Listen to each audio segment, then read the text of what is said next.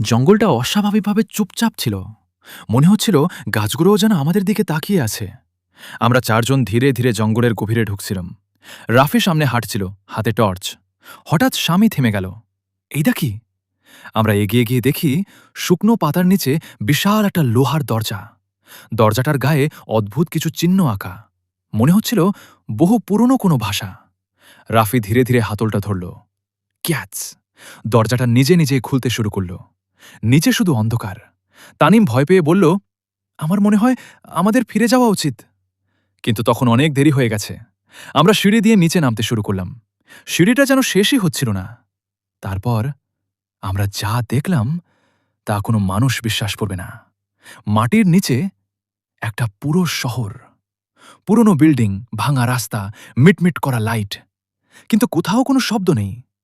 হঠাৎ দূরে একজন মানুষ দেখা গেল। লোকটা ধীরে ধীরে আমাদের দিকে এগিয়ে আসছিল। তার চোখগুলো ফ্যাকাশে, মুখে অদ্ভুত হাসি। সে আমাদের সামনে এসে দাঁড়িয়ে বলল, অবশেষে তোমরা এলে। আমার পুরো শরীর কাঁপছিল। নিলয় জিজ্ঞেস করল, এই জায়গাটা কি? লোকটা ধীরে ধীরে একটা পুরনো ঘড়ি বের করল। ঘড়িটা থেমে আছে রাত 12:17। তারপর সে বলল, 1976 সালে দরজাটা বন্ধ হয়ে গিয়েছিল। আমরা একে অপরের দিকে তাকালাম। মানে, তাহলে এরা এত বছর ধরে এখানে আছে? হঠাৎ পুরো শহরের লাইট জ্বলে উঠল। চারদিকে সাইরেন বাজতে শুরু করল। আর তখনই চারপাশে সব মানুষ একসাথে আমাদের দিকে তাকালো। তাদের চোখ কালো হয়ে যাচ্ছিল, চামড়া ফেটে যাচ্ছিল ধীরে ধীরে। তারা একসাথে বলল, দরজা বন্ধ হওয়ার সময় হয়ে গেছে। রাফি চিৎকার করে উঠল, দৌড়াও! আমরা প্রাণপণে দৌড়াতে শুরু করলাম। পেছনে শুধু মানুষের চিৎকার। না, ওগুলো আর মানুষ ছিল না। সিঁড়ির কাছে পৌঁছাতেই তানিম হঠাৎ পড়ে গেল।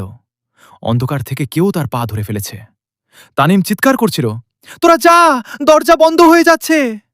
আমরা তাকে টানার চেষ্টা করছিলাম, কিন্তু তখন বিশাল লোহার দরজাটা ধীরে ধীরে বন্ধ হতে শুরু করল। শেষ মুহূর্তে আমরা তিনজন বাইরে বের হয়ে এলাম। দরাম! দরজাটা বন্ধ হয়ে গেল। ভেতর থেকে শুধু তানিমের চিৎকার শোনা যাচ্ছিল। তারপর সব চুপ। পরদিন আমরা পুলিশ নিয়ে আবার সেখানে গেলাম, কিন্তু সেখানে কোনো দরজা ছিল না, কিছুই না। শুধু মাটির উপর পড়েছিল তানিমের মোবাইল। মোবাইলটা এখনও ভিডিও রেকর্ড করছিল।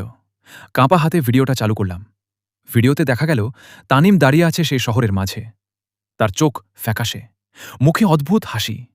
আর সে ধীরে ধীরে ক্যামেরার দিকে তাকিয়ে বলল, আমরা এখনো অপেক্ষা করছি।